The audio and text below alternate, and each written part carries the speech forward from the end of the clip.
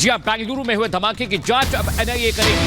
इस वक्त की बड़ी खबर हम आपको बता रहे हैं, एनआईए की टीम मौके पर पहुंच चुकी है।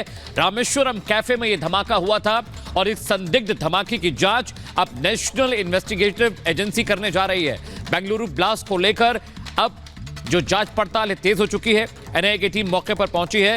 यह धमाका रामेश्वरम कैफे में हुआ था और अब यह पता लगाने की कोशिश हो रही है कि धमाका कैसे हुआ, संदिग्ध कौन था जिसके बैग का जिक्र आ रहा है। साथ ही साथ पुलिस श्वेता सीसीटीवी फुटेज भी खंगाल रही है। ये बड़ी जानकारी इस वक्त आपको बता दें, एफएसएल की टीम थोड़ी देर पहले वहां पर मौजूद थी और इस वक्त आपको सबसे बड़ी अपडेट बता रहे हैं, एनआईए की टीम पहुंच चुकी है। यानी एनआईए की मौजूदगी ये दर्शाता है कि किस तरीके से ये ब्लास्ट क्या प्लान किया गया था, क्योंकि वो शख्स जिसके बैग का जिक्र आ रहा है वो कौन था, उसके बैग में ऐसा क्या रखा हुआ था जिसके जरिए धमाका होता है।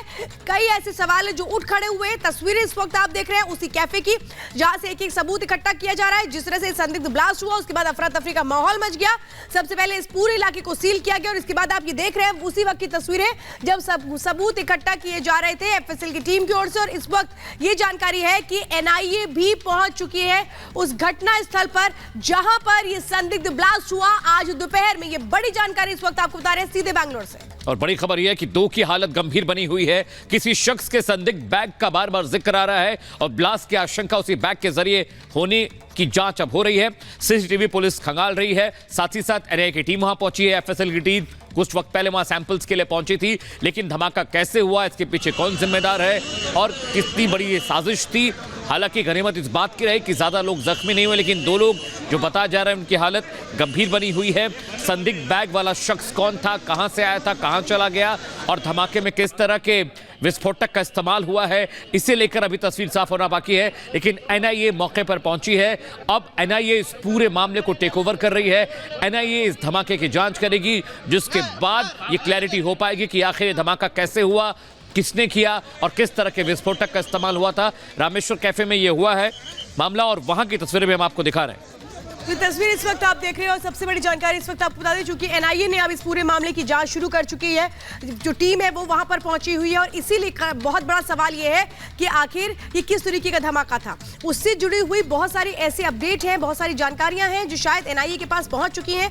एफएसएल की टीम उसके पहले वहां पर पहुंची थी। उन्होंने मौका वारदात पर जो सबूत थे वो इकट्ठा किए थे। बताया जा रहा है उस दौरान एक बैटरी भी मिली थी जिसको अपने साथ एफएसएल की टीम लेके गई थी। वो बैग जिसमें जो संदिग्ध बैग सामने आ रहा है उसमें क्या था, वो किसका बैग था, क्या वहां पर वो रखा गया था, क्यों रखा गया था, किस मंशा से रखा गया था। कई ऐसे सवाल हैं जिनके जवाब तलाशे जा रहे हैं। टीम जो वहां पर पहुंची वो तस्वीरें हम आपको दिखा रहे हैं। कैफे के अंदर की तस्वीरें आप देख रहे हैं। कैफे के अंदर से जो जानकारियां मिल रही थी, जो सबूत इकट्ठा हुए थे वो क्या थे, उस ओर इशारा कर रहे हैं कि आखिर ये किस तरीके का ब्लास्ट है। टीमें जो वहां पर मौजूद है, जो पहुंच चुकी है, ये आप तस्वीरें इस वक्त देख रहे हैं, क्योंकि सबसे बड़ा सवाल यही है कि आखिर क्या बताने की कोशिश हो रही थी। और करते अगली बड़ी खबर का, ब्लास्ट पर बीजेपी ने कांग्रेस को घेरा है। बम धमाके पर जवाब दे सरकार, ये बात बीजेपी ने कही है।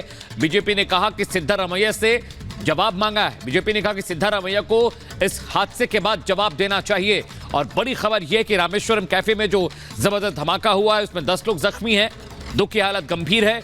अब सीसीटीवी फुटेज के जरिए एनआईए इस पूरे मामले को इन्वेस्टिगेट कर रही है। मौके पर एनआईए की टीम पहुंची हुई है। जो संदिग्ध बैग का जिक्र आ रहा है, वो शख्स कौन था जो संदिग्ध बैग लेकर वहां पर पहुंचा था, किस तरह के विस्फोटक का इस्तेमाल हुआ, मकसद क्या था। गनीमत इस बात की थी कि किसी भी तरह के जान का नुकसान नहीं हुआ है।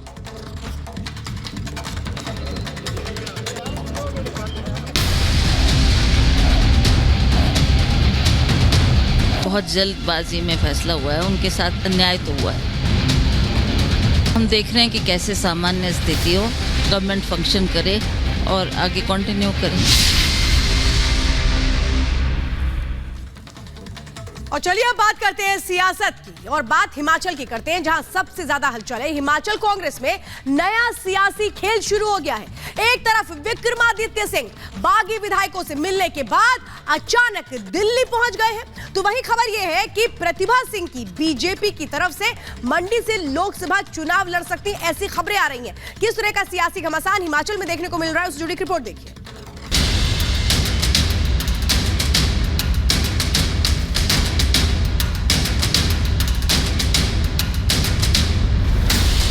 बागी विधायकों की सदस्यता जाने के बाद सुक्खू सरकार गिरने से बच गई, लेकिन हिमाचल में कांग्रेस सरकार का संकट थम नहीं रहा है। सूत्रों के मुताबिक विक्रमादित्य की अभी सीएम सुखविंदर सिंह सुक्खू से नाराजगी दूर नहीं हुई है। यही वजह है कि विक्रमादित्य सिंह अचानक बागी विधायकों से मिलने चंडीगढ़ के एक होटल पहुंच गए। इन विधायकों को स्पीकर कुलदीप पठानिया ने विधानसभा से निष्कासित कर दिया था, जिस पर विक्रमादित्य ने आपत्ति जताई थी। वहीं हिमाचल कांग्रेस प्रदेश अध्यक्ष प्रतिभा सिंह के तेवर भी कम होते नहीं दिख रहे हैं। मतलब सुक्खू सरकार पर अभी भी संकट के बादल मंडरा रहे हैं। ऐसा इसलिए क्योंकि प्रतिभा सिंह ने लोकसभा चुनाव और कार्यकर्ताओं का हवाला देकर अपनी नाराजगी जाहिर की है।